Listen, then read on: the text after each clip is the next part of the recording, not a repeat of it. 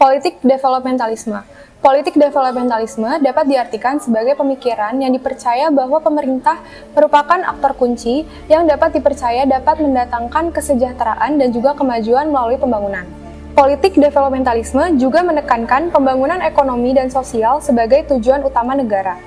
Pendekatan ini berfokus pada upaya pemerintah untuk mendorong pertumbuhan ekonomi yang kuat, mengurangi kemiskinan, dan meningkatkan kualitas hidup masyarakat melalui intervensi aktif pemerintah dalam berbagai sektor.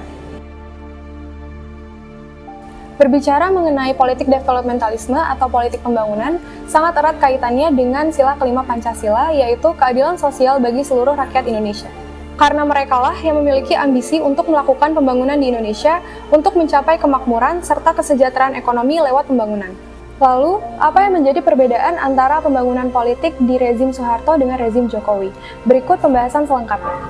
Awal mula developmentalisme Orde Baru. Ketika kondisi politik di Indonesia sudah mulai stabil, maka pemerintah mencanangkan pembangunan nasional. Pembangunan nasional pada masa Orde Baru ini ditujukan sesuai dengan tujuan nasional bangsa Indonesia, yaitu pembukaan Undang-Undang Dasar 1945, yang berbunyi, untuk membentuk suatu pemerintah negara Indonesia yang melindungi segenap bangsa Indonesia dan seluruh tumpah darah Indonesia, dan untuk memajukan kesejahteraan umum, mencerdaskan kehidupan bangsa, dan ikut melaksanakan ketertiban dunia yang berdasarkan kemerdekaan, perdamaian abadi, dan keadilan sosial.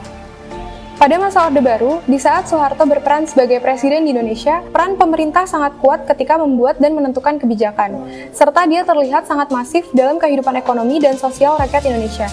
Hal ini menyebabkan menguatnya peran negara dan melemahkannya kekuatan masyarakat pada saat ini. Hal ini terjadi modernisasi serta transformasi masyarakat dari masyarakat agraris menjadi masyarakat industri. Pada zaman itu, Soeharto melakukan banyak pembangunan yang pada awalnya mendapat bantuan dari asing. Kemudian, Soeharto sendiri pun memilih jalan kapitalis yang berlandaskan dengan ideologi oligopolis monopolisasi. Ideologi pada zaman Orde Baru yaitu developmentalisme dengan tekanan efisiensi dan efektivitas serta pragmatis ekonomi politik. Pada saat melaksanakan praktik politik developmentalisme, militer memiliki peranan penting dalam menjaga stabilitas keamanan negara. Kemudian, penguasa Orba ini berusaha mewujudkan developmentalisme melalui politik yang bebas konflik serta berdasarkan konsensus, menyederhanakan partai politik dan politisasi. Kemudian, melakukan dengan cara membatasi partai politik yang pluralistis. Partisipasi rakyat diarahkan ke partisi politik pluralistik. Program pembangunan diadopsi oleh elit politik zaman Orde Baru. Politik development atau politik pembangunan merupakan gagasan yang berupaya untuk meningkatkan kesejahteraan rakyat, dan biasanya negara-negara berkembanglah yang menggunakan gagasan developmentalisme ini untuk pembangunan ekonominya. Eksistensi paham developmentalisme ini baru terjadi di Indonesia ketika rezim Orde Baru, karena rezim sebelumnya yaitu pada saat Orde Lama, Presiden Soekarno menolak bantuan-bantuan dari asing. Soeharto dengan rezim Orde Baru mulai berkuasa sejak terbitnya Surat Perintah 11 Maret atau Supersemar Indonesia, kemudian mendewakan apa yang disebut pembangunan sehingga apapun yang dilakukan oleh pemerintah Indonesia pada demi terwujudnya apa yang disebut pembangunan. Mulai dari bergabung dengan Intergovernmental Group on Indonesia atau yang disingkat IGGI pada tahun 1967.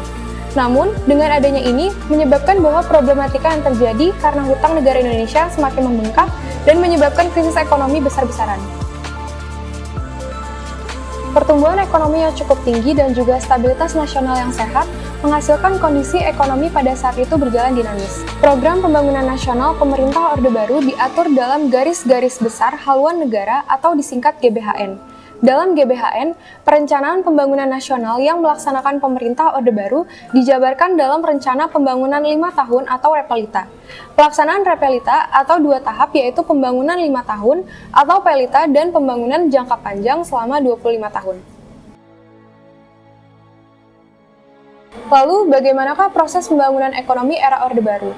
Program-program apa yang dicanangkan oleh Presiden Soeharto dalam menghadapi politik pembangunan ekonomi ini? Pembangunan ekonomi pada masa Orde Baru, pemerintah membuat slogan yang dinyatakan fokus utamanya dalam menjalankan kebijakan ekonomi, yaitu disebut sebagai trilogi pembangunan. Isi dari trilogi pembangunan adalah yang pertama, pertumbuhan ekonomi nasional yang cukup tinggi, yang kedua, stabilitas yang sehat dan dinamis, dan yang ketiga adalah pemerataan pembangunan dan hasil-hasilnya yang menuju kepada terciptanya keadilan sosial bagi seluruh rakyat Indonesia. Dalam upaya mewujudkan tujuan nasional tersebut, pemerintah Orde Baru melaksanakan pembangunan di berbagai bidang, yaitu pelaksanaannya berpedoman pada trilogi pembangunan. yaitu pemerataan pembangunan dan hasil-hasilnya yang menuju pada terciptanya keadilan sosial bagi seluruh rakyat Indonesia. Pemerintah Orde Baru melaksanakan pembangunan di berbagai bidang seperti bidang pertanian, pendidikan, kesehatan, ekonomi, dan sosial. Mari kita bahas satu-satu. Sebetulnya mengenai soal pembangunan desa itu bukan hal yang baru, daripada pelaksanaan trilogi pembangunan, ialah stabilitas nasional, pertumbuhan dan pemerataan. Itu benar pemerataan sejak semula daripada tahun pertama daripada pelita pertama itu sudah dilaksanakan. Jadi pembangunan diutamakan kepada pedesaan, di sampingnya pertanian, kemudian industri, tapi pedesaan. Apa wujudnya? Ialah mengenai Enpres desa. Enpres desa itu sejak tahun sejak daripada pelita pertama sudah dilaksanakan, walaupun jumlahnya itu hanya sedikit, hanya 100.000 pada waktu, karena kemampuan negara tidak ada. Tapi maksudnya pada waktu itu 100.000 itu adalah mendorong supaya desa itu turut membangun. Jangan sampai ada satu desa pun yang tidak turut membangun dengan dorongan daripada Enpres desa dengan 100.000. Sekarang sudah menjadi 6 juta dari tiap-tiap desa. Itu juga sebagai dorongan. Ternyata desa yang baik itu adalah menggunakan potensi yang ada, bisa melibatkan 100.000 daripada Enpres desa itu, nilainya pembangunan karena segala sesuatu dilakukan oleh desa dan direncanakan nilainya bisa 10 kali, 20 kali daripada desa tersebut. Ini yang kemudian menjadi desa yang maju.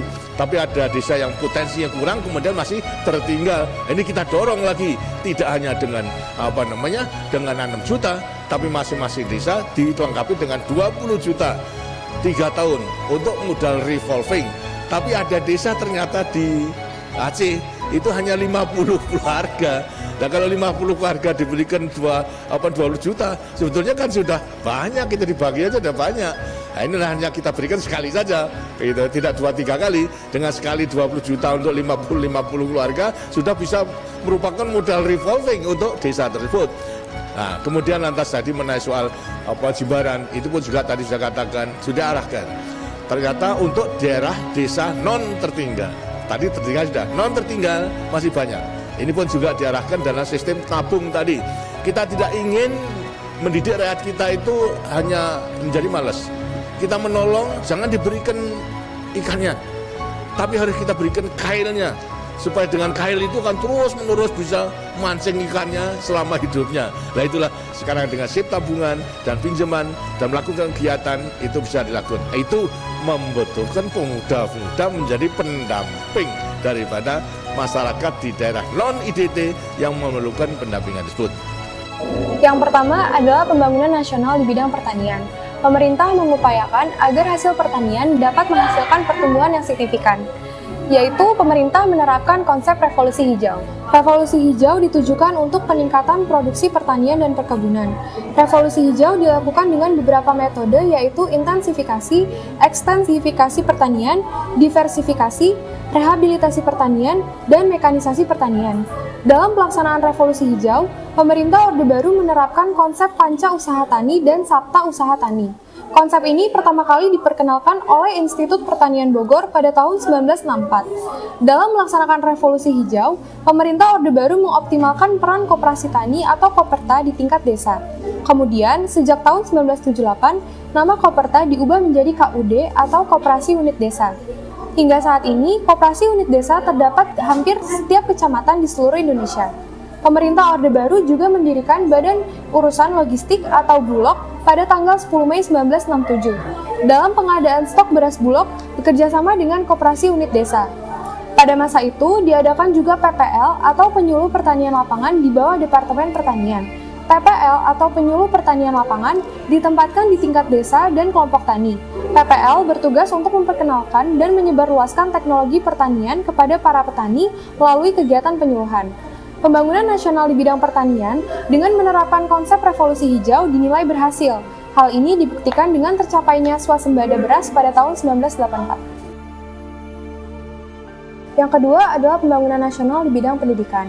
Pada program ini, pemerintah menerapkan Pelita 1 yaitu untuk memberantas buta huruf dan Pelita 2 dengan fokus untuk melakukan pemerataan pendidikan. Presiden Soeharto menginstruksikan pembangunan sekolah dasar hingga ke pelosok negeri. Oleh karena itu, pada masa Orde Baru muncul istilah SD Impres, yaitu SD yang dibangun atas instruksi Presiden.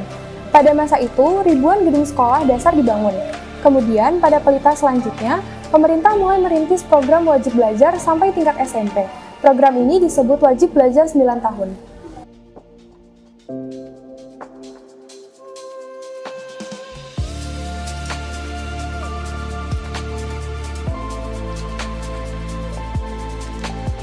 Yang ketiga adalah pembangunan nasional di bidang kesehatan. Pada program ini sebenarnya sudah ada 2 dan masih berjalan hingga saat ini. Program tersebut adalah KB dan juga Kesmas. Program Keluarga Berencana merupakan program yang bertujuan untuk menekan angka pertumbuhan penduduk di Indonesia. Program ini dicetuskan oleh Ibu Tien Soeharto yang disetujui oleh MPR pada tahun 1968. Pada tahun 1970, Presiden Soeharto membentuk Badan Koordinasi Keluarga Berencana Nasional atau BKKBN. BKKBN bertugas mulai dari sosialisasi pelaksanaan hingga menjalin kerjasama dengan berbagai pihak untuk menjalankan program ini. Sedangkan, untuk program kesehatan masyarakat, pemerintah mendirikan Pusat Kesehatan Masyarakat atau Puskesmas di tingkat kecamatan dan mengembangkan pos pelayanan terpadu atau posyandu di tingkat desa atau kelurahan. Yang keempat adalah pembangunan nasional di bidang ekonomi. Pada pembangunan ini, konsep ekonomi yang digunakan adalah konsep ekonomi Pancasila yang berlandaskan pada pasal 33 Undang-Undang Dasar 1945. Berdasarkan pasal tersebut, sumber-sumber ekonomi yang penting dikelola oleh negara untuk kesejahteraan bangsa. Beberapa kebijakan pembangunan nasional di bidang ekonomi pada masa Orde Baru adalah peningkatan peran BUMN atau Badan Usaha Milik Negara dan perluasan lapangan kerja. Pembangunan nasional yang kelima adalah pembangunan nasional sosial. Kebijakan ini adalah salah satunya adalah transmigrasi, yaitu perpindahan penduduk dari daerah yang padat. Transmigrasi merupakan perpindahan penduduk ke daerah yang sedikit penduduknya. Kebijakan transmigrasi bertujuan untuk mencapai pemerataan penduduk dan meningkatkan taraf hidup. Dalam menjalankan program transmigrasi, pemerintah Orde Baru memindahkan sekelompok penduduk dari daerah Jawa, Madura, Bali, dan Lombok ke Pulau Sumatera, Kalimantan, Sulawesi, dan beberapa pulau lain dengan tingkat kepadatan yang minim, tetapi memiliki sumber daya alam yang cukup berpotensi. Kalau pembangunan masa zaman Soeharto itu ada namanya Repelita, rencana pembangunan 5 tahun. Jadi selama 5 tahun selalu dievaluasi tahun berikutnya ya, karena sesuai dengan periode beliau kurang lebih hampir 22 tahun memerintah ya. Akhirnya beliau selalu membuat stages pembangunan selama 5 tahun sekali. Dan perencanaan itu dibuat di Bappenas, Badan Perencanaan Pembangunan Nasional, yang mengatur pembangunan itu dan selalu minta masukan daripada menterinya untuk berbuat sesuatu. Nah, pada prinsipnya adalah menggunakan anggaran pendapatan belanja negara (APBN) dan hanya sedikit dan selalu menggunakan pinjaman luar negeri melalui International Monetary Fund (IMF) ya. Dari situ mereka Indonesia bisa membangun, tapi nggak bisa secepat atau semasifnya Jokowi saat ini. Itu bedanya. Jadi pada zaman Soeharto lebih banyak membangun itu karena untuk kebutuhan yang sangat mendesak, yang paling mendesak dan paling urgent di tahap dipilah-pilah, baik dari segi infrastruktur di bidang pertanian maupun di bidang kebutuhan infrastruktur transportasi dan sebagainya. Nah, ini semua bertahap berdasarkan kepentingan sangat urgent lah baru dibangun, karena memang kita juga harus mengingat dengan anggaran yang ada. Bismillahirrahmanirrahim. Demi Allah, saya bersumpah akan memenuhi kewajiban Presiden Republik Indonesia dengan sebaik-baiknya dan seadil-adilnya, memegang teguh Undang-Undang Dasar dan menjalankan segala undang-undang dan peraturannya dengan seluruh-seluruhnya, serta berbakti kepada nusa dan bangsa.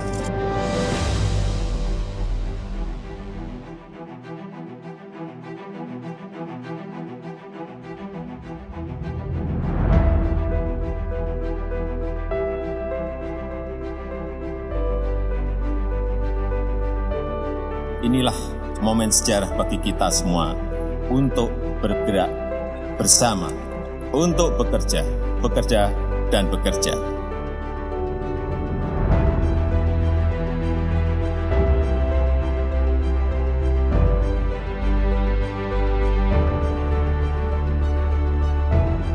Selama 5 tahun ini, Indonesia telah fokus dan memberikan perhatian terbesar dalam bidang pembangunan infrastruktur.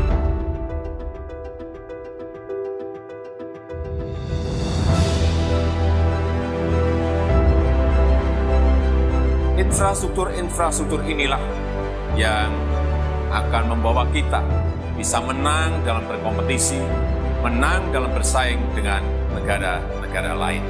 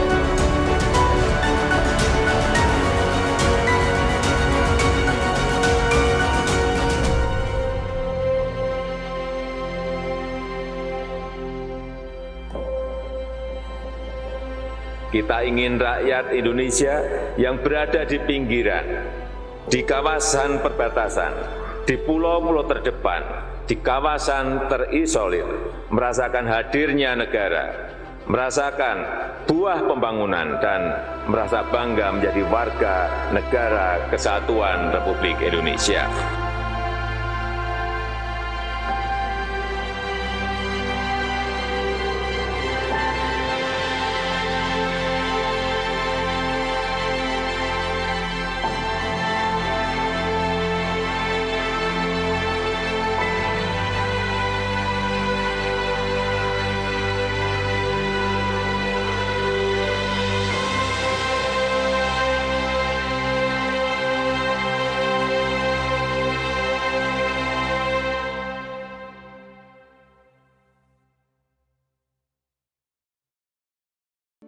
Masuk di zaman Jokowi, sejak ia menjabat sebagai presiden, Joko Widodo begitu gencar membangun infrastruktur di berbagai wilayah Indonesia.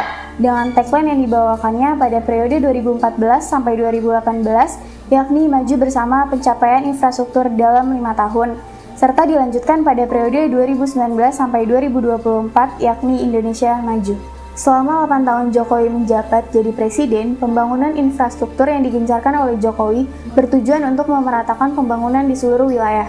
Pasalnya, selama ini kerap muncul stigma pembangunan hanya terpusat di Jawa. Hal tersebut ingin dibantah oleh Jokowi. Jokowi ingin merealisasikan pembangunan di seluruh wilayah Indonesia. Lantas, sudah berapa banyak infrastruktur yang dibangun oleh Jokowi sejak ia menjadi orang nomor 1 di Indonesia? Jokowi mengatakan bahwa infrastruktur merupakan fondasi utama dalam sebuah negara. Dalam 8 tahun terakhir, Jokowi telah membangun berbagai infrastruktur di penjuru negeri. Yang pertama adalah membangun 27 pelabuhan baru. Implementasi kebijakan pemerintah untuk menggeber infrastruktur konektivitas laut di Indonesia mulai menampakkan hasil. Pemerintah memang tengah getol membangun infrastruktur transportasi laut, khususnya pembangunan pelabuhan baru dan merevitalisasikan pelabuhan lama yang kurang ideal. Kementerian BUMN mencatat ada kenaikan kapasitas kargo pada pelabuhan-pelabuhan yang ada di Indonesia yang dikelola Pelindo 1, Pelindo 2, Pelindo 3, dan Pelindo 4. Kapasitas kargo meningkat pesat dari 16,7 juta TEU atau kontainer naik menjadi 19,7 juta TEU di tahun 2017, serta ditargetkan meningkat menjadi 20,2 juta TEU di Indonesia tahun 2020. Total ada 27 pelabuhan baru yang dibangun oleh 4 BUMN pelabuhan, termasuk diantaranya Pelabuhan Kuala Tanjung dan Pelabuhan Makassar. Selain melakukan pembangunan infrastruktur pelabuhan, Presiden Jokowi juga gencar membangun jalan tol di Indonesia. Yang kedua adalah membangun 1.762,3 km jalan tol. Di era pemerintahan Jokowi, pembangunan infrastruktur mengalami lompatan kemajuan yang besar. Berbeda dengan pembangunan pada rezim sebelumnya, yakni SBY, pembangunan infrastruktur selama 10 tahun tak banyak kemajuan. Berdasarkan data yang kelompok kami dapatkan, SBY hanya membangun jalan tol sepanjang 189,2 km sejak 2004 hingga 2014. Dan tidak sedikit juga yang selesai pada tahun 2019. Sedangkan selama Jokowi menjabat selama 8 tahun, sudah 1.762,3 km jalan tol yang dibangun. Bahkan, 750 km jalan tol lagi ditargetkan selesai pada 2024. Yang ketiga adalah membangun 12.297 pasar desa. Selama Jokowi menjabat sebagai presiden, Jokowi menjelaskan bahwa pembangunan dan revitalisasi pasar rakyat ini menjadi dasar utama dalam pembangunan ekonomi yang berbasis kerakyatan. Dengan demikian, kekuatan ekonomi Indonesia menjadi bisa lebih stabil. Dari data yang kelompok kami dapatkan, pada tahun 2015 hingga 2022 setidaknya sudah terbangun dan revitalisasi pasar rakyat sebanyak 12.297 pasar desa. Adapun total anggaran yang diperlukan pembangunan semua pasar rakyat ini mencapai 32,47 triliun. Jokowi juga meminta kepada pemerintah daerah untuk membantu para UMKM atau para pedagang dalam pengembangan produk-produk yang dijual di pasar. Pengembangan ini mulai dari pengemasan hingga branding produk itu sendiri. Yang keempat adalah membangun 42.357 posyandu. Jokowi sadar akan pentingnya posyandu bagi ibu dan anak di Indonesia. Sampai tahun 2023, Jokowi telah membangun sebanyak 42.357 posyandu di Indonesia. Jokowi membangun banyak posyandu bertujuan untuk mencegah peningkatan angka kematian ibu dan bayi saat kehamilan, persalinan, atau setelahnya, melalui pemberdayaan masyarakat. Selain itu, pembangunan infrastruktur posyandu merupakan salah satu upaya pemerintah untuk memudahkan masyarakat Indonesia dalam memperoleh pelayanan kesehatan ibu dan anak. Yang kelima, membangun 316.590 jalan desa. Pembangunan infrastruktur di era pemerintahan Presiden Joko Widodo atau Jokowi menargetkan hingga ke pelosok desa. Sejumlah infrastruktur penting penunjang desa tidak terlewatkan oleh Jokowi seperti membangun dan memperbaiki jalan di desa. Sejak tahun 2014, Jokowi memimpin. Pembangunan desa menjadi salah satu fokus beliau untuk benar-benar bisa dibenahi, termasuk juga bagaimana caranya membangun daerah 3T, yakni terluar, terdepan, dan tertinggal. Presiden Jokowi sendiri telah banyak mencatat capaian-capaian pembangunan infrastruktur di desa-desa. Sejak periode awal kepemimpinannya, Jokowi berhasil membangun jalan desa sepanjang 316.590 km. Yang keenam, membangun 501.054 unit irigasi desa. Pembangunan infrastruktur yang selama ini sudah dilaksanakan pada era kepemimpinan Presiden Jokowi, menurut sejumlah pengamat ternyata jauh lebih masif, merata, dan juga sukses mendatangkan kesejahteraan untuk rakyat jika dibandingkan dengan pemimpin lainnya. Sebagai informasi, sejak tahun 2015 hingga 2022, ini saja, Jokowi sudah membangun 501.054 unit irigasi desa. Jokowi sadar dengan memberdayakan unit irigasi desa, maka meningkatkan hasil pertanian dan kesejahteraan petani di desa. Yang ketujuh, membangun 1.474.544 unit air bersih di desa. Kita tidak bisa menutup mata kita bahwa masih banyak sekali masyarakat di Indonesia yang susah untuk mendapatkan akses air bersih, terutama di pelosok-pelosok desa. Terkadang mereka harus berjalan hingga berkilo-kilo untuk mendapatkan satu dirijen air bersih. Air bersih tersebut biasanya digunakan untuk kebutuhan rumah tangga seperti minum, mandi, mencuci piring, dan masih banyak lagi. Jokowi berhasil membangun unit air bersih desa lewat Badan Usaha Milik Desa, BUMDes. Salah satu contohnya adalah Lendang Nangka Sejahtera atau Lentera, yang merupakan upaya pengelolaan air bersih oleh masyarakat di Desa Lendang Nangka, Kecamatan Musbagik, Kabupaten Lombok Timur, Provinsi Nusa Tenggara Barat. BUMDes Lentera melakukan pemanfaatan mata air di Gisa dengan menggunakan bak penampung dan distribusi air perpipaan dengan water meter sebagai alat ukur dalam menentukan iuran penggunaan air. Yang kedelapan, membangun 1.597.539 jembatan. Jembatan merupakan salah satu akses kita untuk sungai, danau dari satu tempat ke tempat lain. Kita pasti pernah melihat di sosial media, para pelajar di daerah pedalaman Indonesia harus menaiki perahu karet untuk menuju ke sekolahnya. Bahkan tidak sedikit pelajar harus menenteng sepatunya dan menggulung celananya untuk menyeberangi sungai. Maka dari itu, salah satu infrastruktur yang berperan penting untuk memudahkan akses mobilisasi serta mendukung pemulihan ekonomi nasional adalah jalan dan jembatan yang membantu kelancaran distribusi logistik dan mobilisasi. Jembatan juga berfungsi untuk menjadi alat penghubung dari satu tempat ke tempat lainnya, serta dapat mempercepat jarak tempuh, sehingga lebih menghemat waktu dan biaya perjalanan. Selama 8 tahun Jokowi menjabat, Jokowi telah berhasil membangun 1.597.539 jembatan di seluruh Indonesia.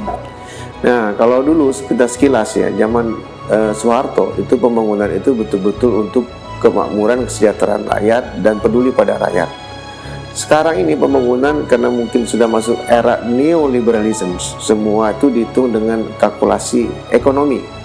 Nah, walaupun Jokowi banyak membangun, misalnya katakanlah membangun jalan tol sampai 1.200 km lebih, itu pun adalah pertanda bahwa itu banyakkan jalan tol, jalan berbayar, semua komersial gitu loh.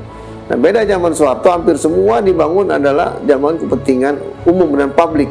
Ya, ini membedakannya antara kepentingan bagaimana menekan kebutuhan masyarakat atau pembayaran pengeluaran masyarakat, sementara zaman Jokowi ini membiarkan masyarakat berekonomi tinggi yang bisa menggunakan fasilitas-fasilitas yang disiapkan oleh pemerintah Jokowi.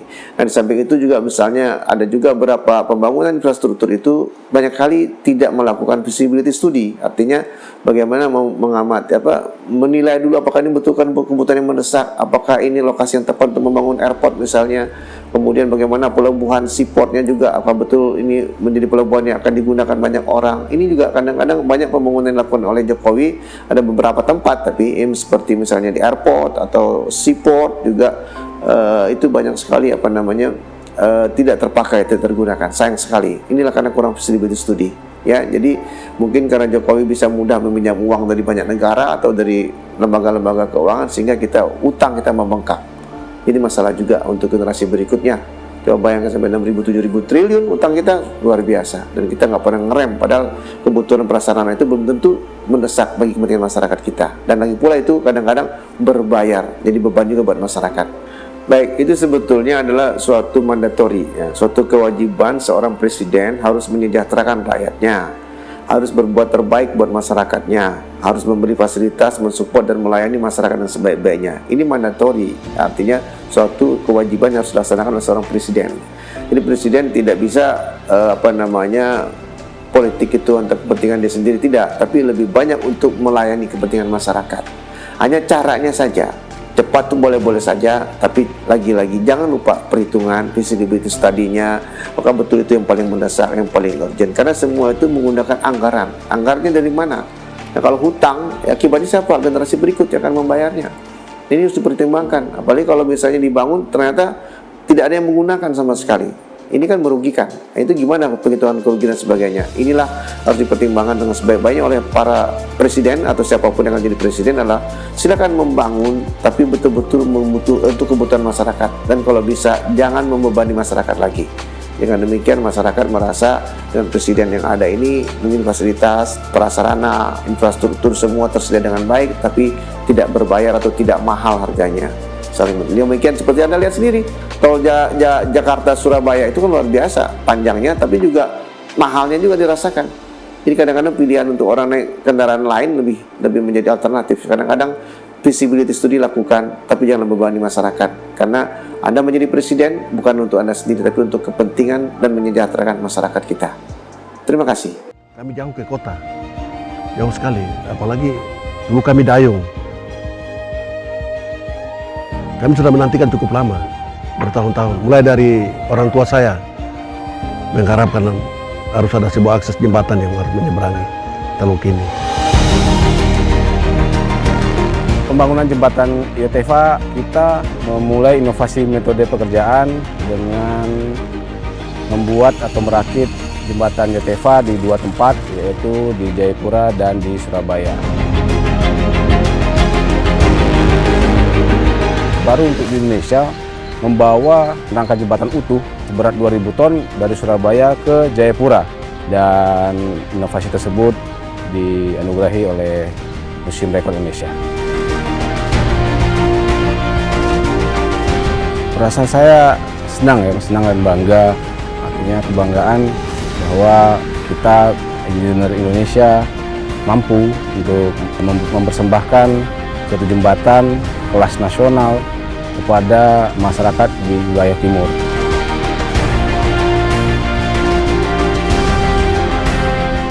Sehingga pada saat ini kami lihat sudah terwujud, kami sangat senang sekali. Ya senang karena akses ini dibuka untuk kami bisa sekolah dari kampung, bisa kami kerja dari kampung, kami beli barang di kota bisa pulang kampung. Makanya kami senang dengan akses pembangunan jembatan dan jalan. Kami cepat kenal kota, dan perkembangan kota kami ikuti dengan baik.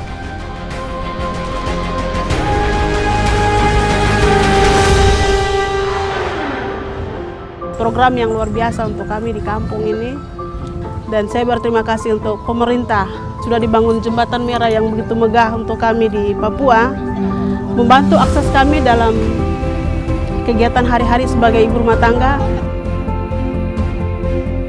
ya ke pasar, belanja jualan, ketemu keluarga yang di kota. Kita sudah tidak lagi lewat laut, tapi kita lewat jembatan. Rasanya bahagia sekali.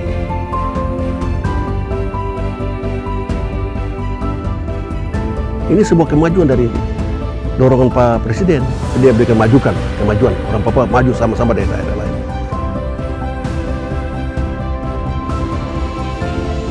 Saya harap Pak Presiden tetap semangat, tetap solid membangun bangsa dan negara ini. Bahasa Papua saya bilang, Wanyambei, Wanyambei, Wanyambei.